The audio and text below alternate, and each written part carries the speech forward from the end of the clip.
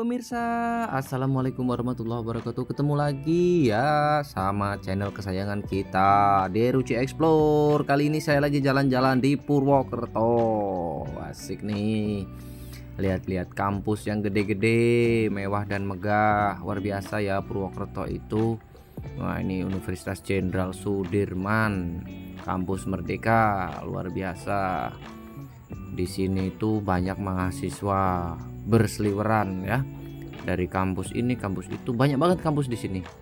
Ya udah mirip-mirip kayak Jogja lah ya, cuman bedanya di sini agak sepi, nggak terlalu bising, nggak terlalu apa ya, rusuh. Lalu lintas transportasinya juga nggak terlalu padat lah ya. Ini ketinggian sekitar 100 mdpl sampai 200 mdpl daerah sini. Saya keliling-keliling kemarin. Nah, ini akan saya kabarkan untuk kalian semua, para fans Deruci, para penggemar konten-konten Deruci. Ini akan saya kasih info di Bogor, di Banyumas itu kita ngapain aja di sana. Ini di Desa Sumbang ya. Ada kabar-kabar bagus. Simak terus ya, panteng terus, jangan kemana-mana. Iya Pak, kabarnya Pak? Alhamdulillah masih diparingi sehat, masih bisa berkarya. Di mana nih kita nih? Di mana? Saat ini kita lagi di mana? Di Purwokerto. Ini tepatnya di Redus near Stasiun Timur Purwokerto. Iklan Siti. Memang tempatnya nyaman sih ya. Iya. Tidak bisa dipungkiri. Kalian kalau ke Purwokerto turun di stasiun, arahnya kemana berarti ini? Ke Jalan KS Tubun. Es Tubun ya? Iya, deket sih dari pintu barat stasiun Purwokerto. Tapi aku tuh wong kene gak apal Pak. Aku cek sini jemput sama Pak Jarot. Ya, Kang Jarot, ini enaknya ngobrol apa nih?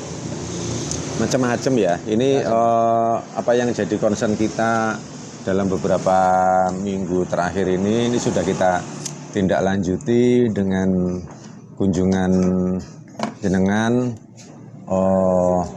terutama awalnya adalah asesmen lahan. Yes. Kita sudah survei ke lahan yang akan dijadikan demplot ya, demonstrasi plot untuk penanaman jagung. Luasnya kurang lebih 4.876,33 meter persegi.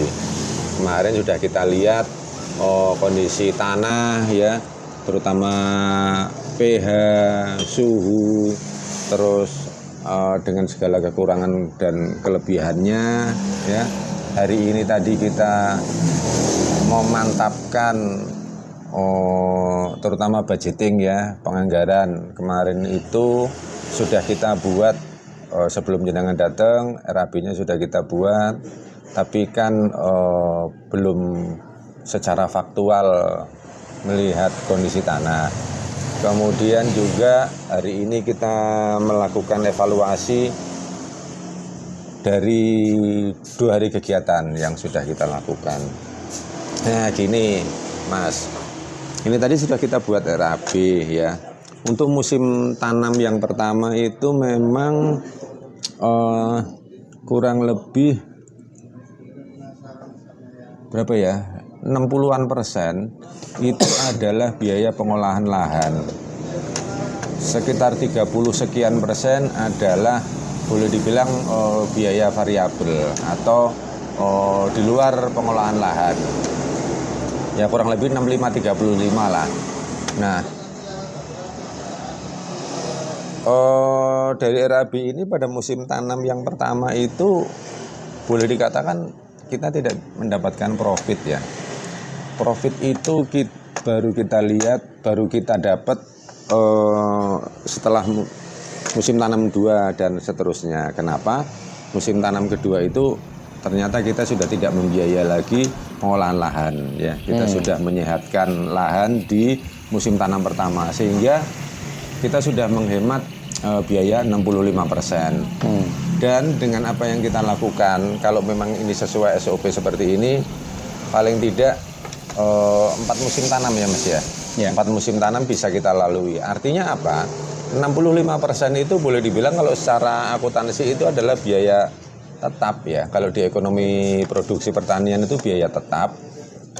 Dan kalau di akuntansi itu namanya biaya tetap itu bisa kita susutkan. Artinya 65% itu bisa kita susutkan selama 4 kali musim tanam, berarti setiap musim tanamnya adalah 65% dibagi 4. Atau kalau kita bebankan di muka berdasar dengan secara cash basis ya 65% itu kita benamkan di situ sehingga musim tanam 2, 3, dan 4 kita sudah nggak keluar 65%. Nah, pertanyaan saya tadi sambil mikir gini, ini nek modelnya seperti ini, kalau modelnya dari pola usaha seperti ini, melihat karakteristik dari usaha pertanian, ya ini nggak jagung aja, sepertinya juga yang lain-lain juga kurang lebih seperti ini ya. Ini nek pembiayaan atau melalui lembaga pembiayaan baik bank non bank ini kira-kira mereka bisa mengakomodir nggak ya? Itulah masalahnya selama ini, Pak. Tidak ada bank yang berani memberikan KUR untuk pertanian. Yang akhirnya banyak isu berkembang. KUR pertanian itu dialihkan ke kredit biasa. Yang penting angkanya 0 jatuh akhirnya tersalurkan. Padahal anjuran dari pemerintah pusat kan KUR pertanian itu ada kuotanya, Pak. Yang mana KUR pertanian itu bisa dibilang tidak ada bunga kan, tidak ada agunan, tidak ada bunga. Arahnya bunga itu tetap situ. ada lah. Sangat kecil, maksudnya kan bagi pelaku kan dibanding dengan kredit biasa kan beda, Pak. Oh ya, beda dengan kredit komersil. Nah, anggap saja kan podo karo ora ono bungane lho, Pak, jatuhe. Artinya itu bagi hasil yang relevan dan masuk akal untuk petani untuk bisa kerja. Namun yang terjadi di lapangan, petani sendiri dengan agunannya sekalipun itu sulit untuk mendapatkan pencairan. Kalau ngomong masalah isu perbankan pertanian itu panjang lebar ya memang dahsyat. Cuman kemarin ada satu gebrakan dari Bank Jateng di Pekalongan, itu memberikan kredit lunak tanpa agunan senilai 100 juta maksimal kepada petani binaan Dinas Pertanian Kabupaten Pekalongan. Itu baru saya dengar satu-satunya, di tempat lain nggak tahu, saya belum dengar. Tapi itu pun yang ditawarkan itu petani-petani yang sudah settle, Pak. Sirkulasi keuangannya udah bagus, sirkulasi pekerjaannya sudah rutin, sudah jelas schedule-nya. Lah mereka ngapain uang bank? Oh enggak, kalau seperti itu non sewu ya saya potong. Kalau seperti itu bank itu melihat ada penyebaran risiko. Mungkin dari sisi petani sendiri juga ingin membagi atau mendisiplinkan. Artinya gini, selama ini dia punya usaha katakanlah bertanam padi atau usaha mebel sudah settle ya, dan hasil dari situ khusus masuk ke situ lagi. Tapi kalau dia pengen punya padinya diganti atau diselingi dengan tanaman jagung misalnya, artinya harus bisa membiayai si jagung ini gitu loh.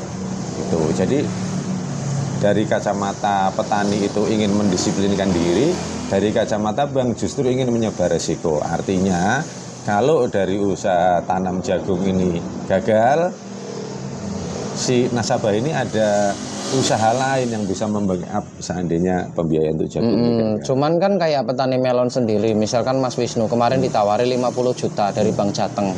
Jawaban Mas Wisnu, saya udah ada kok cuma 50 juta, saya nggak butuh buat apa, orang lahan saya cuma segini, ditambahin juga nggak ada gunanya di saya.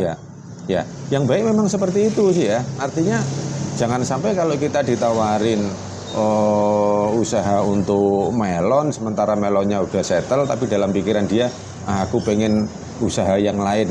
Kebetulan ditawari pembiayaan untuk melon, tak ambil aja, nanti tak alihkan. Nah, kan udah nggak benar gitu ya, kalau seperti itu. Nanti jatuhnya kan mulai dari nol lagi, belajar lagi. Nah itu kan Mas Wisnu berpikirnya, kenapa bukan yang lain saja yang masih membutuhkan? Saya kan udah nggak membutuhkan uang, sementara yang lain yang butuh bantuan kredit malah nggak dikasih. Itu kan yang jadi pertanyaan teman-teman petani milenial. Kok aneh gitu kan? Ya nggak berani ya. Ya saya dulu dengan memiliki pengalaman di analis kredit ya seperti itu. Karena kalau seperti itu bank bermain dengan risiko ketidakpastian ya, risiko ketidakpastian.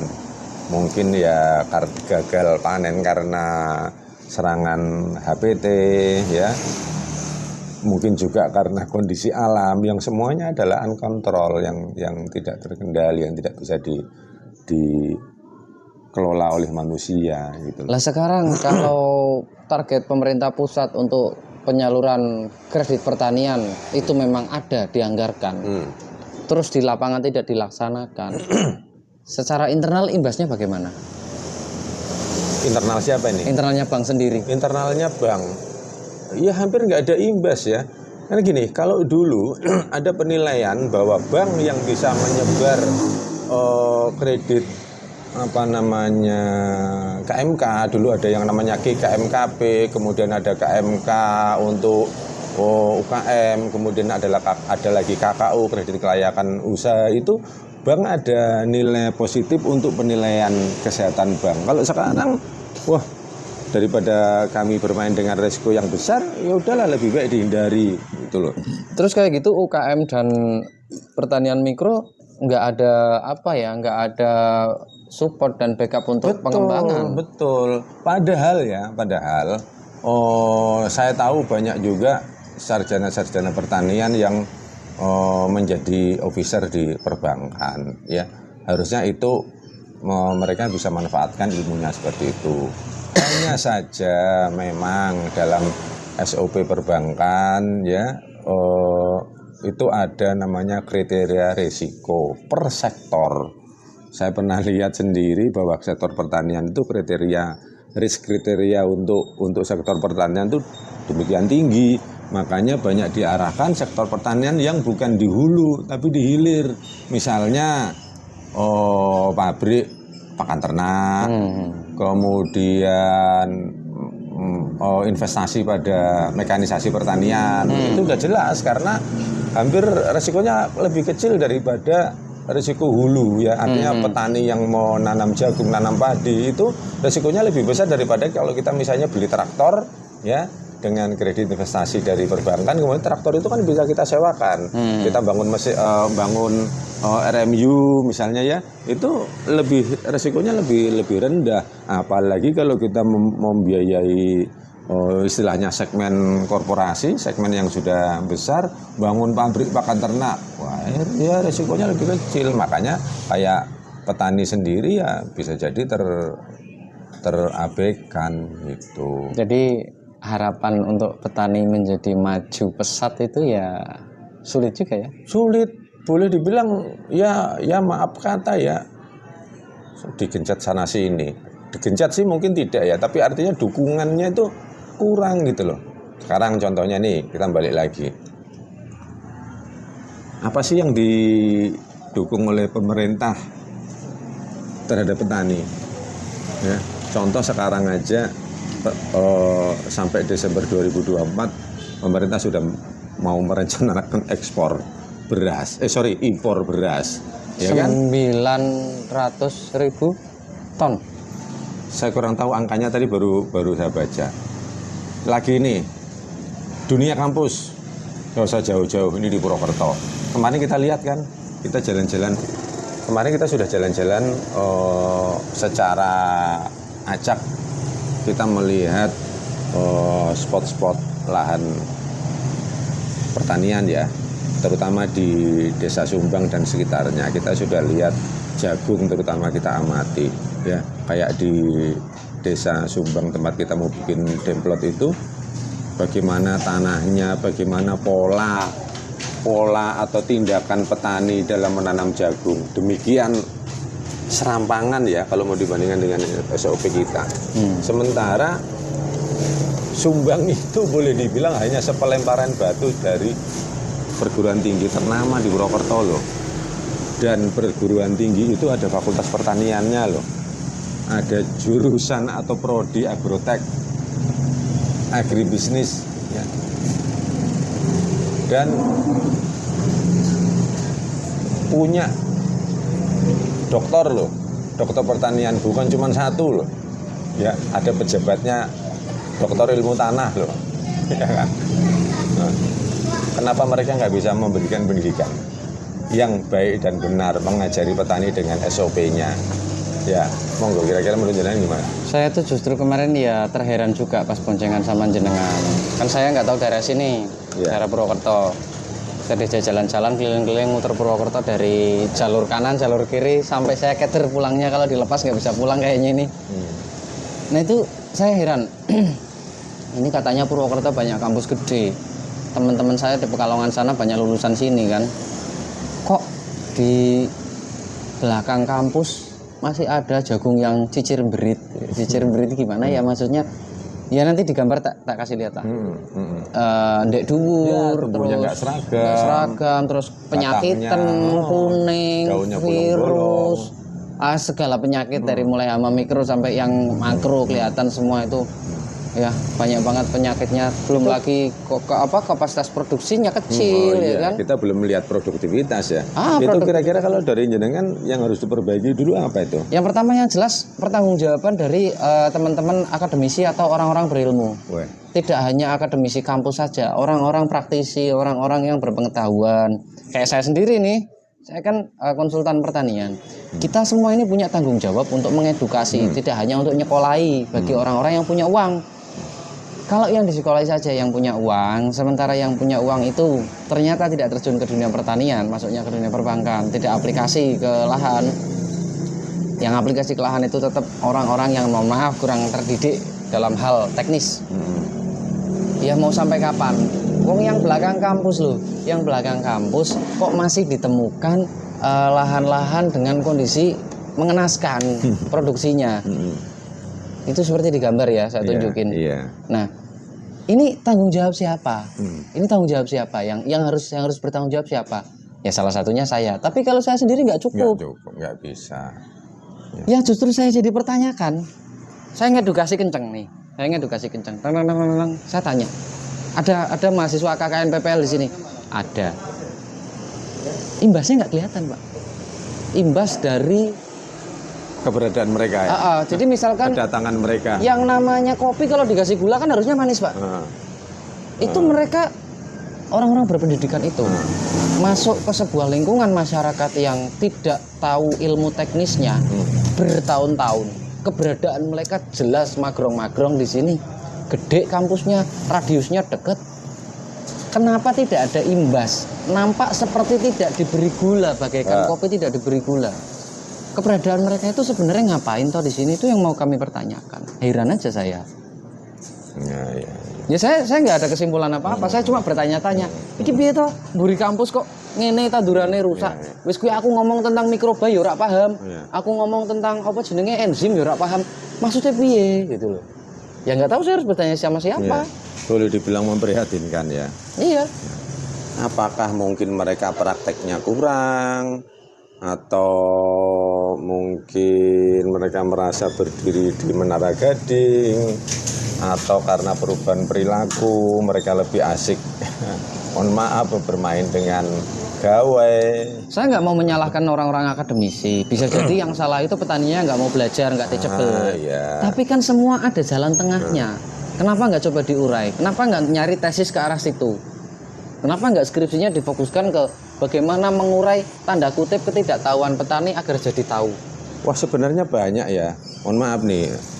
Kalau seperti cara tanam ya, perlakuan cara tanam, mekanisasi pertanian, segala hal yang memerlukan penelitian dengan dasar perlakuan itu, agrotek itu saya rasa saya yakin ya, itu skripsi itu udah banyak ya, mau jajar legowo, mau pemupukan dengan model apapun ya, mau menyehatkan tanah pakai aplikasi apa, dengan aplikasi apa, bahan-bahan yang mudah ditemukan di sekitar itu saya yakin ada.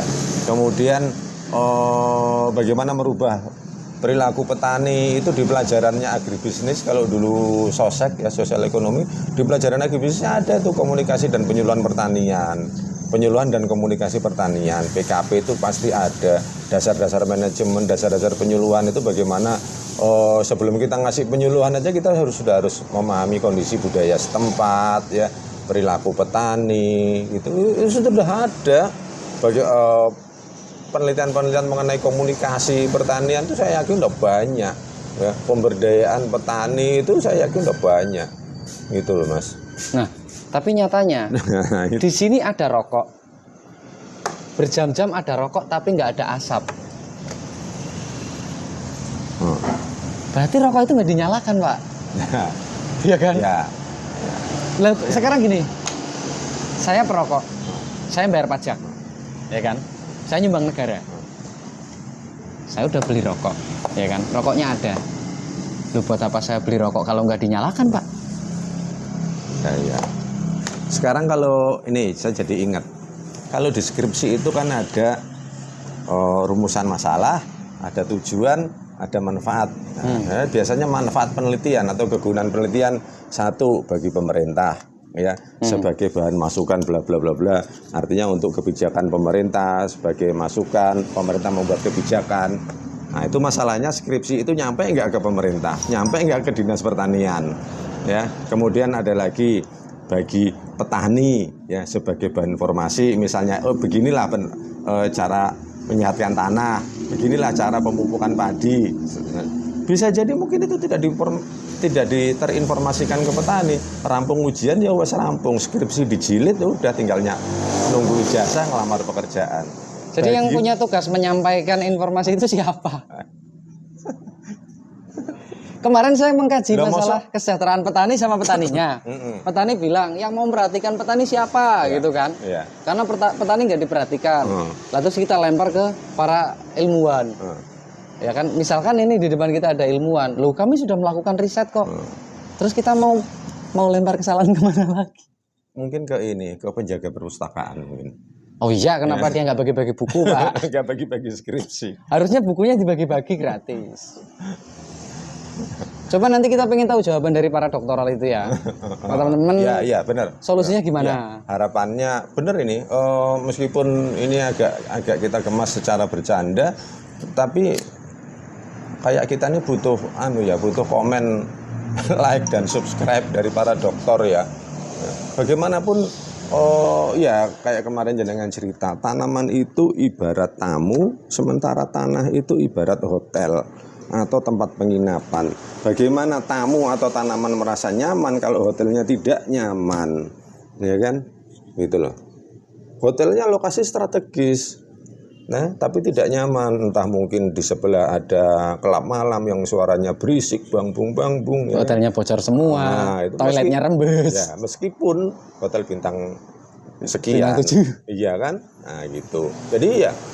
Pertama yang harus diperbaiki adalah hotelnya atau tanahnya gitu loh. Ya tanah ya kalau kita mau mengerucut siapa yang berperan atau siapa yang bertanggung jawab tanpa kita menyalahkan ya ahli-ahli ilmu tanah dong gitu loh.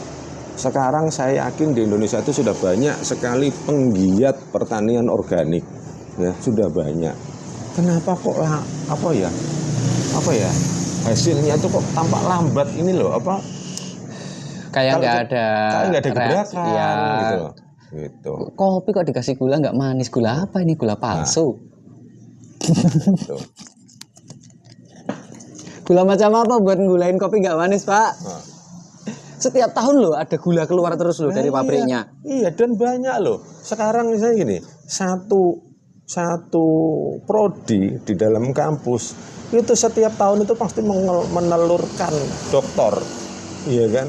Belum lagi guru besarnya, itu kemana gitu loh. Ya mungkin ada ya, kita tidak bisa menafikan bahwa ada guru besar, ada ilmuwan-ilmuwan yang memang concern kepada petani. Kayak Prof Han ya, gitu kan. Prof Yudi ya. Gitu. Terus ada lagi temen itu di Prof Sunarwidi di IPB. Ya, saya kira banyak buku-buku mengenai SRI contoh ya, untuk padi dengan pertanaman organik juga ada ya, bukunya Pak Alik. Iya, tapi ini masalahnya kan masyarakat itu tidak terliterasi dengan baik, Pak. sekarang yang gini loh, kita tidak menyalahkan ini tugas siapa. Literasi itu kebutuhan siapa sih sebenarnya? User kan? Iya. Masyarakat sendiri kan. Tapi kalau kesadaran kebutuhan literasi tidak dibangun, ya masyarakat nggak akan butuh literasi. Nah, bagaimana membangun kesadaran itu? Terkait kenapa literasi kepada petani harus? Urgensinya adalah untuk peningkatan produktivitas dan keberlangsungan hidup masyarakat. Pada intinya ke petani secara umum kepada warga negara Indonesia ini yang notabene bersandar dari kebutuhan logistiknya pangannya itu dari petani Indonesia sendiri. Nah, kalau tidak ada yang memotivasi, membangkitkan kesadaran petani untuk belajar, tidak ada pemantik untuk para petani itu mencari informasi, ya ngapain saya cari informasi? Begini aja udah panen. Nah, ini tak garis bawahi tadi jangan bilang pemantik ya. Kalau menurut saya ini pemantiknya adalah PPL. Gitu ya? Peran PPL, iya. PPL itu di kantor pasti belajar. Nah, selain dia dapat target ya, pasti belajar teknologi-teknologi baru. Dialah ini yang sebenarnya kalau ada waktu harus meluangkan waktu pergi ke perpustakaan, baca jurnal ya, ikut seminar ya, bagaimana cara bertanam yang baik dan sebagainya, penggunaan teknologi baru misalnya mesin tanam padi, mesin panen ya kan, mesin perontok dan sebagainya, RMU yang efisien dan efektif. Bentar, Pak. Dari situ dibawa ke petani ya. Jangan jauh-jauh sampai ke teknologi modern. Ya. Basic dari pertanian adalah pengelolaan tanah sebagai media tanam yang baik untuk tumbuh kembang, tempat tumbuh kembang tanaman. Ilmu itu aja, petani itu belum paham. Faktanya, baru kemarin doang, saya terjun ke lapangan. Di situ kepala desa setempat terkaget-kaget mengetahui pH tanahnya 4,5. Selama ini kemana aja? Kok sampai pH 4,5 nggak disadari? Padahal untuk menuju 4,5 itu turun perlahan loh, Pak. Iya. Dari 7, 6, 5, 4 ya kan. Pasti ada prosesnya, ada fasenya, enggak langsung ujuk-ujuk jadi 4. Di pestisida langsung jadi 4. Enggak, itu pasti bertahap. Ada fasenya. Nah, sekarang fase segitu lamanya. Itu enggak mungkin 1-2 tahun, 2 tahun loh untuk merusak tanah sebegitunya. Enggak ada loh yang menyadarkan, tanah mungkin lo rusak. Lo solusinya biar solusinya mikrobakteri. Terus aplikasinya bagaimana? Pengamalannya bagaimana? Kemarin saya sempat ngobrol sama PPL. Jawabannya PPL mana nih? Adalah satu tempat. Bukan di sini kan? Bukan. Oke. Itu bilangnya anggaran kampanye promosi pertanian tidak ada. Anggaran edukasinya. Jadi tidak ada sarana untuk ke lokasi. Yang kedua, personil satu basis atau satu balai itu hanya 5 personil untuk satu kecamatan. Mereka kurang personil. Yang ketiga, tuntutan pelaksanaan kerja. Mereka itu dituntut dengan sistem birokrasi atau pembukuan pencatatan yang begitu berjubelnya sampai menghabiskan durasi.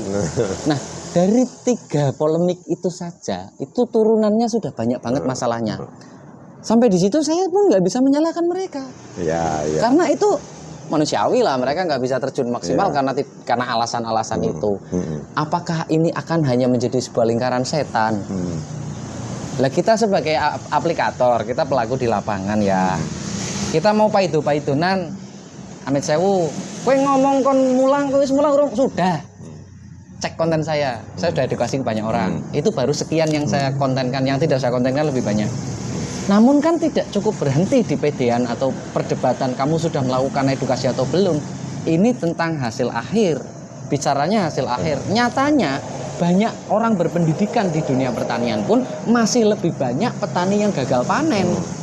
Berarti kan faktanya mau bilang di situ nggak ada gula, wong nyatanya ada semut. Mau bilang di situ nggak ada api, wong nyatanya ada asap. Tidak akan ada kebodohan kalau tidak ada penyebab munculnya kebodohan itu. Ini nggak tahu saya harus ngomong apa ke siapa, kemana, nggak tahu. Ya pokoknya saya gremeng aja. Ya kita kan gremeng sekarang. Kayak tadi jenengan bilang pH dari 7 ke 4 itu kan tidak icik-icik. Butuh waktu paling tidak berapa tahun? 10 tahun. Apa iya selama 10 tahun itu nggak sempat meluangkan waktu sehari pun ya? Nggak pernah ditengok sama PP. Oh iya, sensor tuh. ya. Itu mirip dengan saya pernah dapat informasi di salah satu dinas di salah satu provinsi yang terkenal di Indonesia. Banyak tuh Direktorat Jenderal di salah satu kementerian lah ya. Itu program bantuan ternak itu tuh rutin diberikan ya. Evaluasinya mana? Pernah saya nanya sama kadisnya, nggak pernah kamu evaluasi? Kita ndak ada orang, Rod. Ya Allah, ndak ada orang. Tambah orang dong. Masa jawaban nggak ada orang lah. Terus kalau menilai itu program bantuan itu berhasil apa enggak, bagaimana kalau nggak dievaluasi? Itu contoh kecil ya. Contoh kecil. Timbang buat ngasih bantuan bentuk cair atau tunai atau material seperti itu, mau sapi, mau traktor, mau apa, mending dananya, saran saya nih, dialokasikan untuk nambah personil, itu gaji personil itu dulu aja. Kalau personilnya nggak kerja, baru tuh paluin satu-satu pakai hukum. Lah sekarang kita mekanisasi, industrialisasi, tapi fondasinya tidak dibentuk. Apalah arti teknologi? Iya. Kan human dulu, Pak. Siapa yang mau kerja? Bukan mesin kok. Mesin without the manual, without the people, is nothing. Ya kan? Mesin tanpa manusia itu nothing. Bis nggak ada sopir nggak akan jalan. Nah sekarang sopirnya nggak dikasih pengetahuan tentang lalu lintas. Tiba-tiba dia dikasih mobil. Apa yang terjadi, Pak? Kekacauan, kemacetan, kecelakaan. Iya. Jepang itu setelah dibom Hiroshima Nagasaki, yang pertama dicari itu guru. Indonesia sekarang kekurangan guru pengajar lapangan untuk dunia pertanian. Faktanya masih banyak sekali petani-petani yang tidak teredukasi. Buktinya ketika saya ngobrol masalah jenis bakteri, nama bakteri, pentingnya pengomposan, saya didebat. Saya ngomong kompos harus dimasukkan, ngomong masalah biaya. Ini kalau kompos dimasukkan biayanya mahal. Aku nggak peduli masalah biaya karena ini pemulihan tanah. Dan di situ saya dapat bantahan yang keras terkait dengan kalibrasi lahan. Kita harus mengkalibrasi lahan, mengembalikan ke titik nol. Belum lagi teknis mekanisasi, skenario pembenahan tanah untuk penggemburan dan lain sebagainya, belum sampai ke situ. Baru materi dasar itu tentang jumlah kompos atau nilai jerapan atau nilai karbon yang ada di tanah itu yang sangat penting untuk mengikat molekul-molekul ion-ion itu kan untuk nutrisi. Wah, kalau ngomong teknis kejauhan. Ini kan kita gremeng ya, nggak usah serius-serius. Terus aku nyalakan siapa? Kan nggak waktunya nyalakan, Pak. Iya, betul. Solusi yang kita butuhkan solusi, Pak. Saranmu solusinya apa, Pak?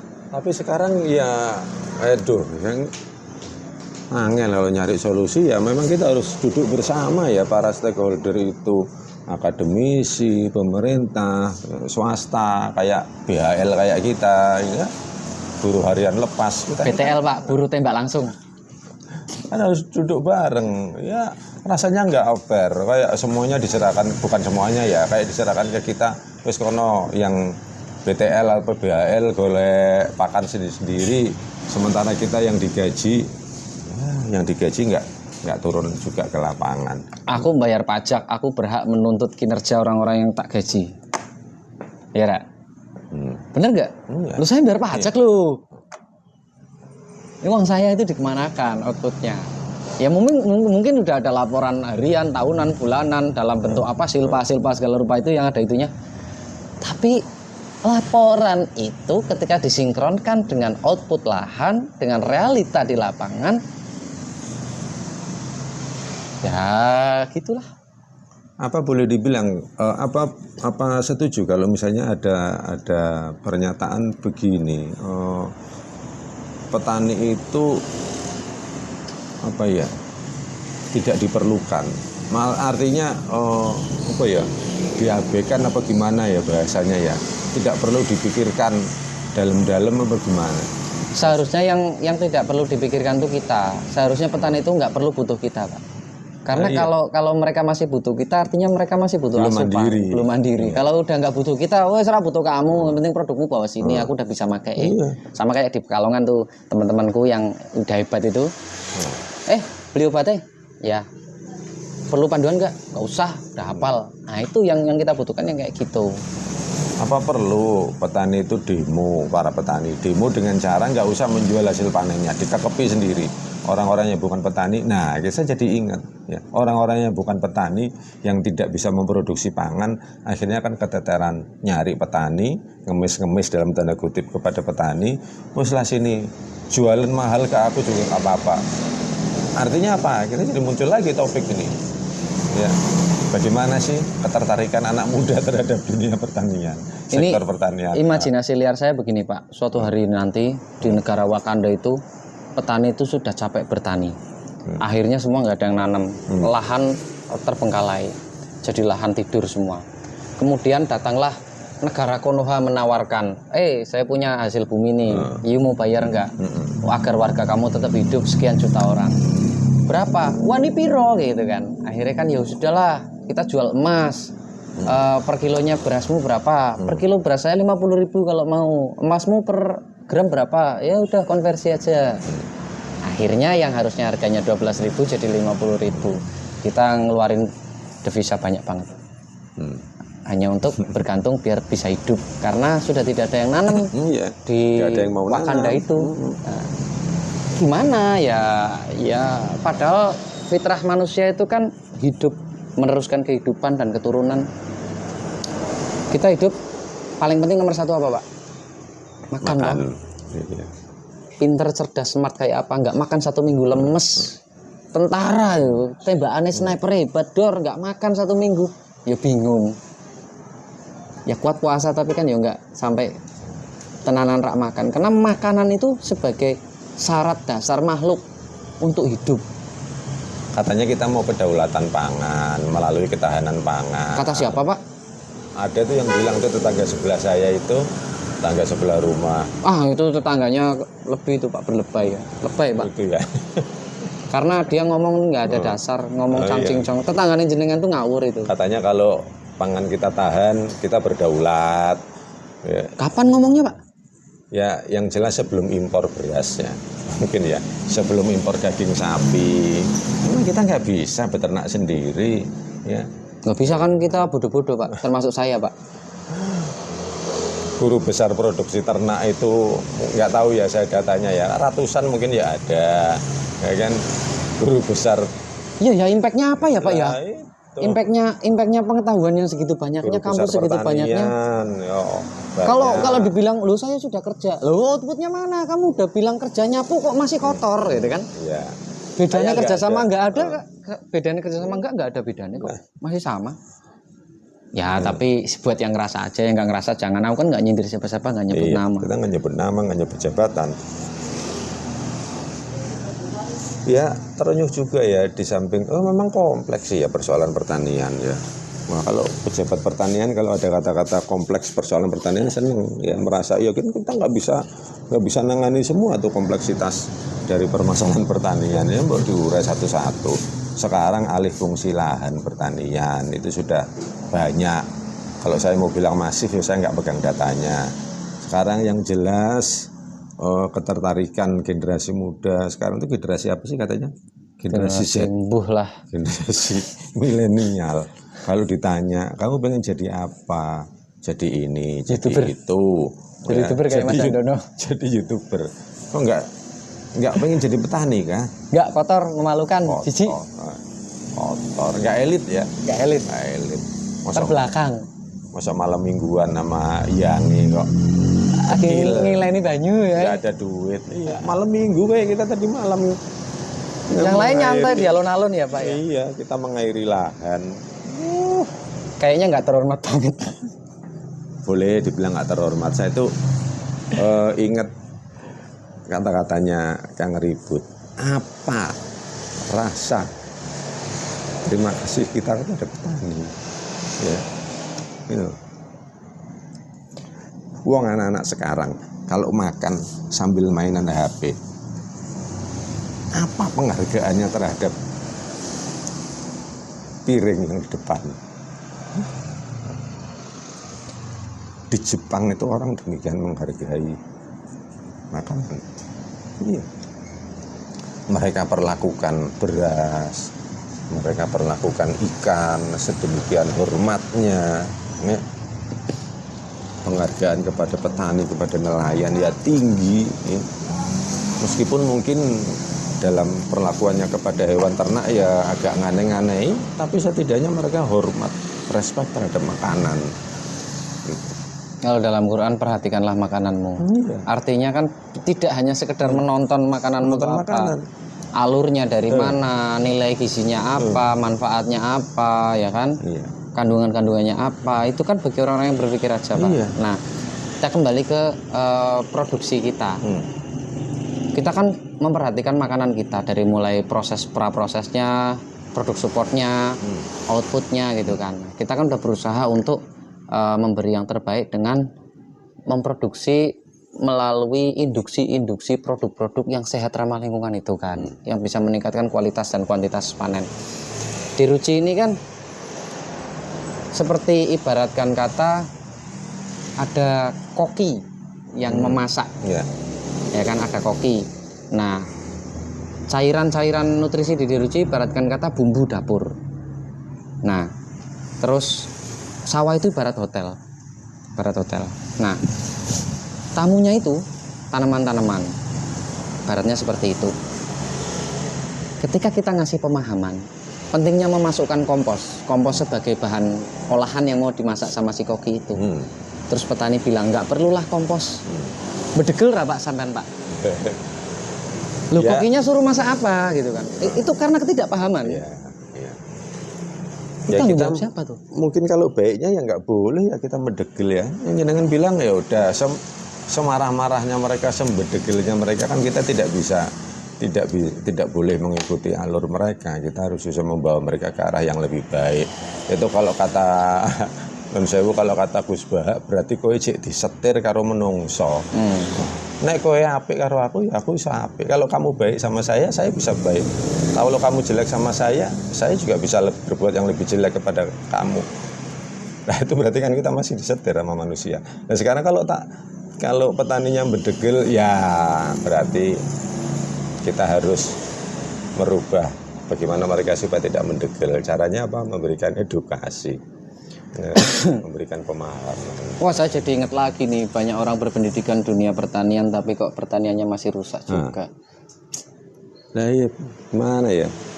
Sejak revolusi hijau itu kita sudah dicekoi dengan pupuk-pupuk sintetis, pestisida kimiawi. Lah gimana nggak tanahnya kayak kemarin itu di Sumbang itu, ya Allah. Keras. Emang segitu banyak nggak ada yang tahu ya kalau tanah Sumbang itu pH-nya rusak, terus juga fungsi tanahnya secara kimia, fisika dan biologi sudah nggak berperan lagi. Lah mereka lihat pH meter sama TDS saja mungkin juga baru itu, iya kan, nggak pernah diukur iki apa, alat apa itu gitu kan. Kalau sudah tahu angkanya, kegunaannya apa, artinya apa angka itu, kalau angka sekian artinya apa. Dan ternyata Balai Penyuluh Pertanian aja belum tentu punya setiap tempat alat itu. Yes.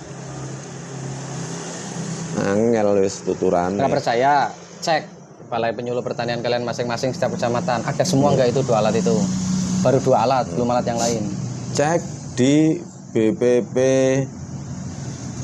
Ulubala, BPP Limboto dan sekitarnya, karena saya sudah jalan ke Kabupaten Gorontalo dan Kabupaten Pohuwato. Cek masing-masing di BPP ada nggak alat-alat itu. Padahal itu urgent, penting banget ya, untuk petani tahu. Ya berarti petaninya suruh beli sendiri, suruh ngukur sendiri, terus suruh menafsirkan sendiri, suruh menghitung sendiri kebutuhan NPK untuk tanahnya, suruh asesmen sendiri, analisa sendiri. Ya kalau mereka sudah berpengetahuan ke situ.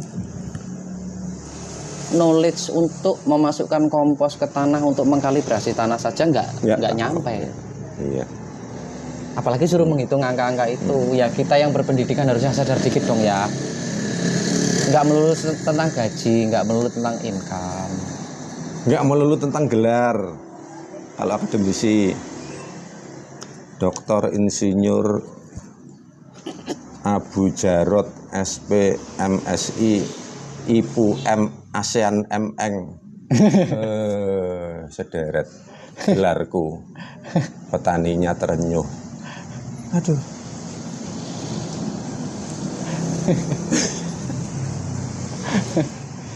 Terima kasih Bapak Tani, terima kasih Ibu Tani, tugas Anda sungguh mulia. Itu kan lagunya. Sekarang anak kecil nggak ada yang nyanyi itu. Masih ingat lagunya Pak? Saya nggak ingat. Karena saya dulu cita-citanya waktu kecil pengen jadi pilot. Oh, nasi Udah putih gitu. terhidang di meja, kita santap setiap hari.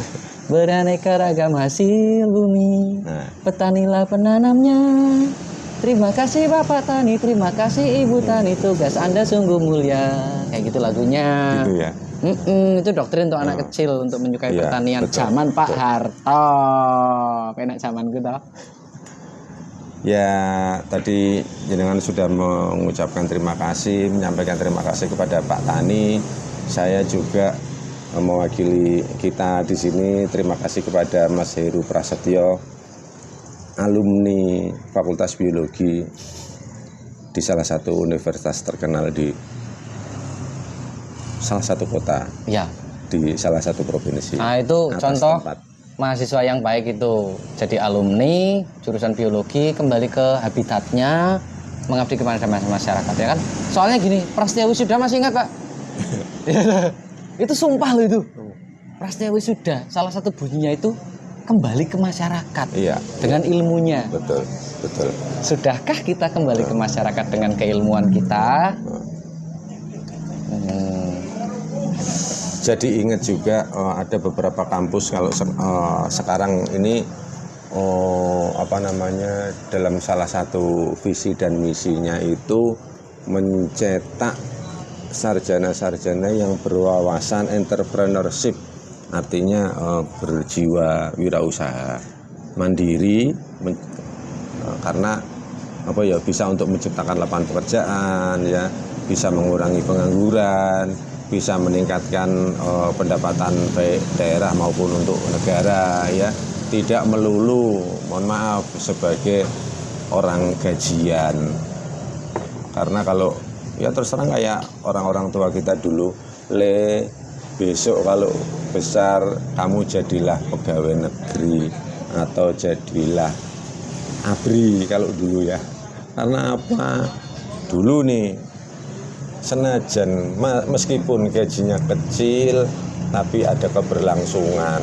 Nah, kalau doktrin itu masih dipakai sampai sekarang, ya berat beban belanja negara. Ya kan? Artinya tidak menciptakan wirausahawan baru. Salah satunya wirausahawan ya jadi petani. Ya. Ya. Cuman kan itu dia kembali lagi ya. Petani kita petani gurem yang luas lahannya di bawah 2 hektar. Wah, Yang kalau nanam hanya bisa untuk mengembalikan biaya tanam ulang. Makan sehari-hari itu harus dari nukang. Ya, jadi jual gabah itu bukan untuk income, tapi untuk nanam lagi. ya. Bahkan beban makan hidup selama menunggu dari mulai pratanam sampai panen itu tidak tercover dari nilai jumlah panennya. Ini masih jadi misteri. Penyelesaiannya bagaimana? Menyelamatkan petani gurem. Apakah mau dikorporasikan atau mau di PNS-kan? Ya kayak tadi lah yang barusan kita bikin tadi, RAB tadi, untuk luasan kurang sedikit dari 5.000 meter, ternyata ya sampai musim tanam yang kedua 2 kali panen pun hasilnya belum bisa dimakan kalau sesuai ini. Kalaupun dari panen pertama sudah makan, berarti itu makan modal. Oh iya benar. Iya kan? Nanti besoknya mau nanam utang lagi. Utang. Saya jadi ingat petani cengkeh di Sulawesi Utara. Ya kayak gitu. Panen ratusan juta, bulan ketiga setelah panen udah mulai berhutang. Padahal panen lagi masih 9 bulan lagi. Ya. Oh, BOP-nya cengkeh juga gede juga ya? Iya. Dan ditambah juga dengan perilaku, mungkin mohon maaf, perilaku konsumtif. Tapi yang jelas sekarang gini, kita dapat duit gede setahun sekali, merasa mendapat duit gede, akhirnya pengeluaran tidak terkontrol, ya. Selain itu juga selama dapat duit gede tidak bisa menabung. Ya begitulah, mungkin kebanyakan manusia yang kurang dapat literasi tentang pengelolaan keuangan, yaitu begitu terima duit gede ya beralbur udah itulah. Bisa juga begitu dia panen, sebelum panen tuh pada saat panen dia sudah menumpuk hutang ya. Akibatnya duit panen yang harusnya untuk bisa hidup sampai musim panen berikut atau 1 tahun lagi kalau cengkeh, habis dalam waktu 3 bulan. Ini kenyataan, dulu pernah ada penelitian seperti itu. Pak lah, ini terus kajian literasi untuk petani itu gimana Pak? Akan mulai dari mana? Siapa yang harus melakukan? Siapa yang bertanggung jawab? Itu gimana nih literasi untuk petani? Emang petani nggak butuh literasi? Ya, sangat butuh ya, sangat butuh. Saya jadi ingat, saya sering diajak oleh kawan saya satu alumni itu, beliau itu penggiat pertanian organik, terutama padi ya. Dia itu sampai sekarang itu masih melanglang buana ke sana kemari dengan komunitasnya, ngajarin petani, ngajarin PPL ya. Nah, tentunya komunitas ini selain didukung dengan SDM yang mumpuni, artinya para penggiat yang memang punya idealisme tinggi, tentunya juga didukung oleh dana. Nah, sekarang kalau dana itu juga kita sendiri, ini kita nih, bicara kita para BHL ini ya, kita ini kan balung kecil Mas, ya tulang kecil kita ini. Artinya apa? Kita nggak punya duit banyak yang cukup untuk melakukan itu. Kita mau kolaborasi dengan pemerintah, mungkin bisa seperti itu, seperti yang selama ini kita lakukan di salah satu kabupaten, ya, di mana Dinas Pertanian saya sangat mendukung, merangkul kita. Terus juga ya kolaborasi dengan akademisi, dengan perguruan tinggi, ya.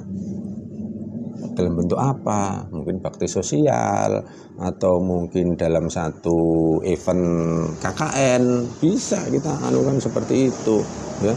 Sekarang kalau cuman mati, bahasanya orang Manado, mati-mati di jurnal, ya, siapa yang baca jurnal, ya. Jurnal itu kan kadang-kadang untuk apa ya, sekedar apa sih bahasanya Kiai Zainuddin MZ itu, sekedar gugur kewajiban ya, untuk memenuhi hukum kita nulis jurnal. Nah, sekarang manfaat jurnal itu sendiri nyampe nggak ke petani ya, gitu loh. Mending kayak kita ya masih bisa nyari-nyari jurnal di waktu senggang kita gitu ya, gitu. Atau kayak gini, ada nggak sih nilai ekonominya ya, terus terang ya, nilai uangnya buat kita gitu loh. Ayo Kita kemana-mana juga biaya kita sendiri. Biaya kita sendiri ya, kita punya produk ya kan, seberapa luas produk kita bisa diterima oleh petani ya kan. Nah, ini kayak sekarang kita dalam rangka menjual produk kita harus bikin demplot. Bikin demplot ada biayanya, ya. Itu. Tanggung jawab edukasi kan bukan hanya di perusahaan swasta saja. Iya. Nah, jadi kan kalau kayak yang selama ini ramai dibahas, alinea keempat Undang-Undang Dasar 1945, salah satunya wajib mencerdaskan bangsa, ya kan?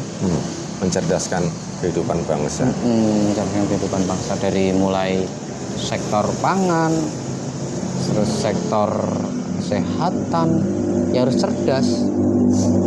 Ya tapi saya cuma bisa maituding Pak, saya cuma bisa ngeremeng Pak, wong saya bukan siapa-siapa, nggak punya jabatan juga.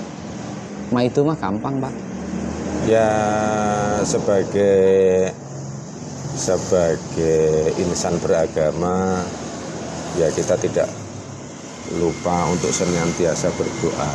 Harapannya setidaknya nih nanti Tuhan itu mentakdirkan mungkin kita ketemu dengan pemerintah melalui dinas atau melalui kepala dinas. Nah, ini sekarang kita sudah ketemu dengan Pak Heru, Mas Heru ya, di mana mainannya di dinas-dinas kabupaten itu lumayan ya buat kita kita menyampaikan tadi geremengan kita ini. Mungkin juga kita kenal sama akademisi, mungkin dokter siapa lah, mungkin dekan pertanian, siapa tahu, ayo Pak, KKN-nya kita isi dengan sosialisasi ke petani. Ya, mudah-mudahan aja Tuhan mempertemukan kita dengan beliau-beliau itu. Pak, bisa nggak ngenalin saya ke orang-orang yang kompeten tersebut untuk saya ajak diskusi kapan-kapan? Ya saya kan warga, pengen tanya sama orang pinter. Ini gimana, ada masalah kayak gini, temuan di lapangan, minta petunjuk penguraiannya bagaimana, boleh kan? Boleh. Insya Allah Mas, nanti saya menjalin komunikasi dulu karena ada beberapa saya yang memang kenal ya, menjalin komunikasi. Mudah-mudahan beliau-beliau bersedia ya kita ajak. Bahasanya orang Banyumas itu gendu-gendu rasa ya. Itu saling curhat, saling buang unek-unek. Ini baru omongan kita. Ya mungkin dari akademisi juga punya unek-unek ya. Lah kita begini. Beban kita saja untuk pengajaran, penelitian dan pengabdian aja sudah musmet, sudah mumet ya kan, udah pusing, sudah memusingkan gitu loh. Ya nanti bisa ketemu solusi bareng-barengnya karena kan tetap kita ini orientasinya adalah hasil ya. Hasil itu maksudnya output yang jelas.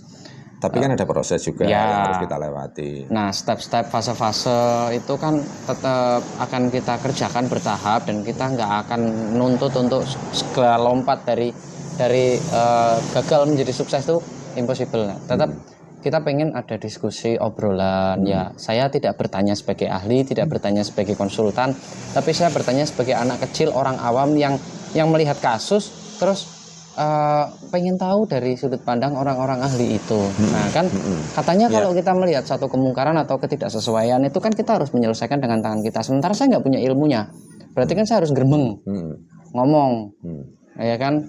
Kalau ngomong saya nggak ada yang dengar, berarti kan yang penting batin aja udah. Ya Allah kok koyong ini, dan itu lemah-lemahnya iman. Berarti kan imanku lemah. Nek ben ora lemah banget ya aku diskusi kan, minimal ngomong kan.